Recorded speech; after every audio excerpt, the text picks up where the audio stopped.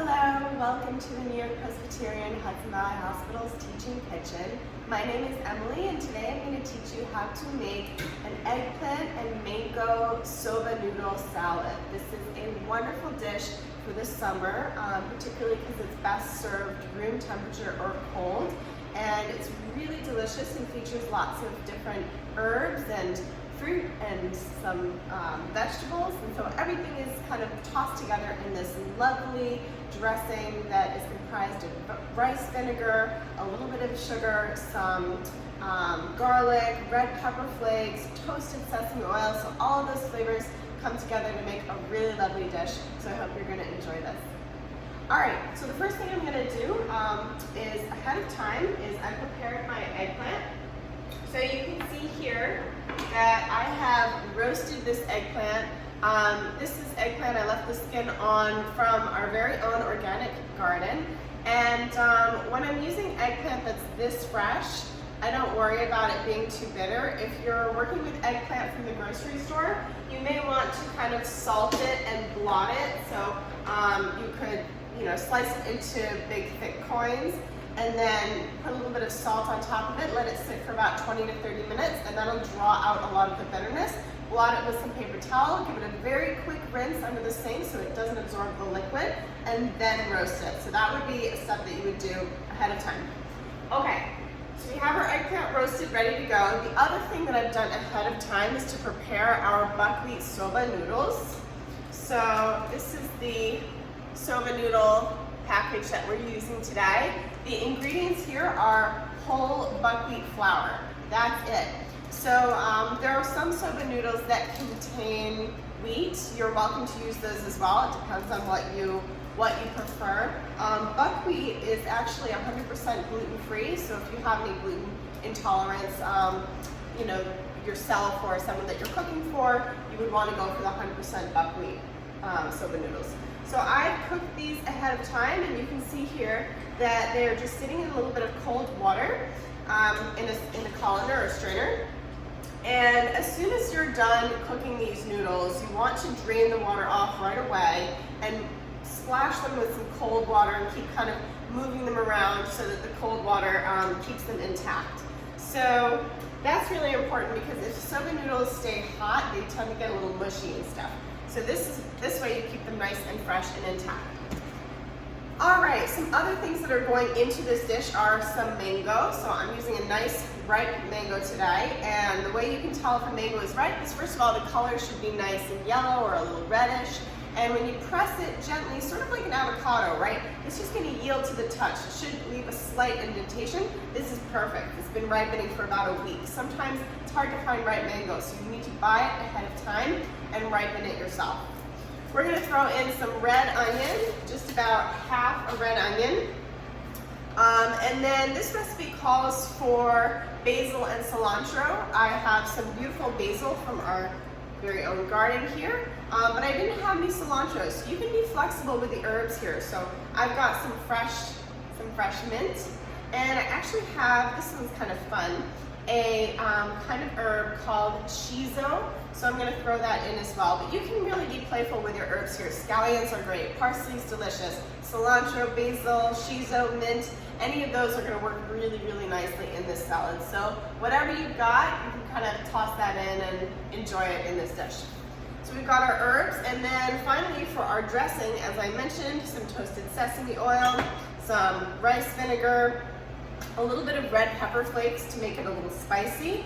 And I'm using some coconut sugar today, so this is our coconut sugar. But you can use, any kind of cane sugar, unrefined or, raw sugar is going to give this a really nice flavor. Regular cane sugar will work too, but I like kind of the depth that the coconut sugar and raw sugars like sucanat will give this dish.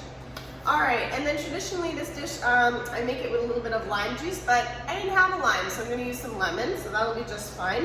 And that's going to be our dish today. So let's start off by making our dressing and getting that going. So over a medium heat, I'm just going to heat up my little pot here.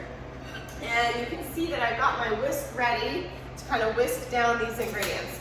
So this is going to be very simple. It's going to be the rice vinegar, about half a cup of that, going right in. our sugar, and basically you just want to whisk it until the sugar is dissolved. When the sugar is dissolved, your sauce is done. So it's nice and easy, right? Red pepper flakes, so about a 1/4 teaspoon or so, just a little pinch. This stuff is spicy, so if you like spicy, you can put more. But I am a little sensitive to spice, so I'm going to leave just about 1/2 teaspoon or so. Let's give this a little stir. Kind of get our sugar dissolving. And then we're gonna add our toasted sesame oil. Now this is very different from regular sesame oil. If you look, the color is a lot darker. It's this deep kind of beautiful brown color, and it smells really, really nutty and fragrant. So just about 2 tablespoons of that. Your more traditional sesame oil is a clear color usually, and it's not going to have that wonderful nutty aroma, so that's better for cooking. This is more for dressings and sauces and things like that. All right, so just kind of mix this together until the coconut, I don't see any more little coconut particles, coconut sugar particles. Okay, and then we're also going to add some fresh garlic to this. Oops, slippery garlic. Here it is. So we got 2 cloves. These are really big cloves, so I'm going to just perhaps start with 1 and then see how we do. So I'm going to use the side of my knife to kind of press this down. Helps to take the skin off, just so you heard that pop. If you're not comfortable doing that with a big sharp knife, grab anything with a flat bottle, give it a smash, right?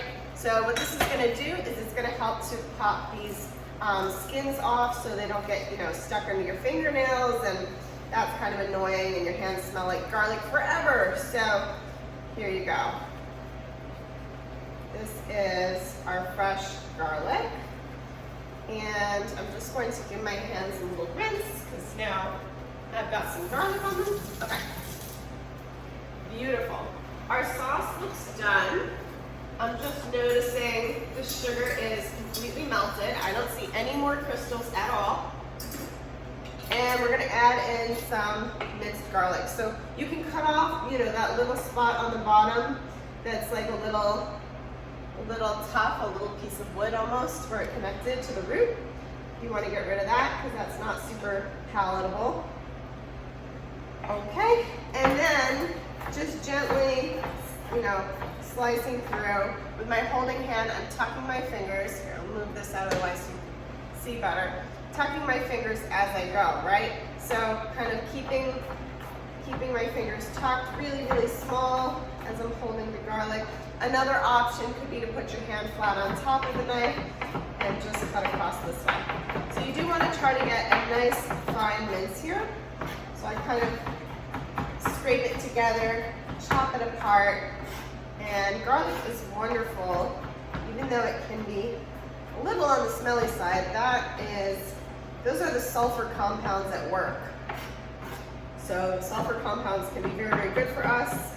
They have potential antiviral properties. So there's a lot of good stuff in this garlic. So fresh garlic is always best, but if you have jarred minced garlic, hanging out in your refrigerator, feel free to use that if that's what you have. You can certainly make this recipe. I would start with about a teaspoon and then see how it looks. All right, so here is our garlic. Let me put this in a little bowl so you can see it better. There it is. Nice and finely chopped. I'm gonna stick this in. You see I left a little bit behind because I want to see how this looks first. Mix that together. I have the pot turned off now, and I'm just going to pour this into the measuring cup so you can see what we're working with here. Right? So it's this nice, beautiful, the coconut sugar gives it this nice caramel color almost. And that's going to be our sauce.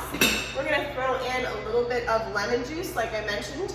The lime juice is the best choice here, but I just had some fresh lemon juice, so that's what we're going to use today. And I'm just kind of holding my hand, there we go, holding my hand to catch the seeds as they fall. Some nice fresh acid is going to be really good in this. Give that a quick stir, and we're done with the sauce. So that was pretty easy, right? So our next step is to prepare our salad ingredients. We have the eggplant ready. I'm going to work on the mango next, so I'm using a peeler to kind of get this skin off. Now, as soon as I get this skin off, this mango is going to be really slippery, so I encourage you to be very, very careful with your mango as soon as it's peeled. This is really a nice, ripe, juicy one. I can see it's glistening with juice, and it smells really, really good. So if you, if you hold a mango up to your nose and you don't smell anything, it's probably not ripe. So you should just check. Always smell your fruits before you buy them, and see, unless you're ripening them at home, which is a different story. All right, so there's our mango, and I used, again, a little vegetable peeler to peel this, and I'm going to use my knife to cut around the pit. So there's always a really big pit in mango, and it follows the shape of the mango. So if you're going to kind of cut along. This is the narrow side of the mango, this is the wide side of the mango. You're gonna cut along the narrow side and kind of, if that's the top, kind of, 1 inch from the top on either side, and you're gonna kind of just see if you can feel for that pit on your way down. I think we got it. So it's very, very slippery. So you can see I cut about 1 inch on either side of that, and I got the pit right in the middle there. Now this is going to be a lot easier to work with because I've got a flat surface, right? I say that, but it's still very slippery, so just keep that in mind. You can kind of just cut any extra flesh off. And then of course you can enjoy this pit and just give it a nice chew to get everything else. So here's our mango. Let's pop that into our big old salad bowl here. I'm just gonna cut this on its flat side into strips, and then I'm cutting it into smaller little cubes to make this lovely little dice. Okay. And so I'll just repeat that for you. Strips first, and then I rotate it, and then go across to make a dice. And I kind of just scoop it up, and it goes. Wow, I think this mango is perfect. Just nailed it. I'm kind of scraping up any extra juice, because that's all going to be sweet, delicious flavor. All right, next up is our onion. So I have a red onion here. We're only going to use about half. So I'm going to chop off the top, take off the root here, the bottom, and cut it in half to use about only half of our onion. The other half you can save for another dish. I often like to keep red onion pickled in the refrigerator. I just pour over a little red wine vinegar and a little bit of salt and sugar, just a teaspoon or less of each. Put it in a jar, give it a good shake, and I leave it in the refrigerator, and you've got pickled red onions whenever you want them. It's a really nice way to add some acidity to a dish. So I'm just going to cut straight across here as thinly as I can. Very, very thinly. If you have a mandolin, that's an even better tool for this. This onion, of course, it gets a little wobbly towards the base. It looks like this part actually is a little bit soft, so I'm going to get rid of that. This part's still good. So when it gets wobbly, just tip it over and give it a nice slice any which way you can. So we've got our red onion going in. All right. And we've got our eggplant, of course, right here, ready to go. So I did put a little bit of parchment paper down. That should help with the cleanup. Also, eggplant is going to stick to your pan as long as it's hot. So it's useful to let it cool down a little bit before you try to remove it from the parchment, because otherwise it's really going to get stuck. So I'm just kind of using a spatula and encouraging this up off the parchment. There we go. Okay, Oh my gosh, it smells so good. So you've got the bright, juicy mango flavors. You've got the deeply roasted eggplant flavors. You've got the brightness of the rice vinegar in here, right? The rice vinegar and the dressing. Our soba noodles, so let's drain those off and toss them in. So make sure there's really no liquid left on there. Okay, oops, I lost some eggplant back here. Get that in there. And here's our dressing. Throw that right in. And let's not forget, one of the most important things about this recipe is the fresh herbs. So I have some fresh basil here, and you just want to pick the basil off the stems. And let's add a little bit more. So I'm just going to kind of bunch this up and slice it, you know, kind of a rough chop is fine for this basil. You want to make sure whenever you're cutting your herbs that you're really using a good sharp knife. Otherwise, you're just going to bruise your herbs and you're not going to cut through. So a nice rough chop on this. Let's throw in our shiso and our mint for some extra herbaceous fun. So same thing here. You really want to cut through. So I'm kind of bunching together and cutting it apart. You want to slice and not smush. If you smush, you end up with less flavor and bruised herbs, which is not as delicious. So here you go. Our herbs, our shiso, our mint. So a nice rough chop. You know, it doesn't have to be too, too fine for this salad. So I have some tongs here, which you can use to toss everything together. Or similarly, you could just use your hands if you prefer that. The tongs are a little abrasive on the noodles, so you can use your hands. I think that's a little bit easier for these noodles because they are a bit fragile once you cook them. So there you go, our beautiful mango, soba, eggplant, herbaceous, delicious salad. Let me just plate this for you. Have a nice good look at it. And I hope you'll give this recipe a try. It's really a winner. It's one of my favorites for the summertime.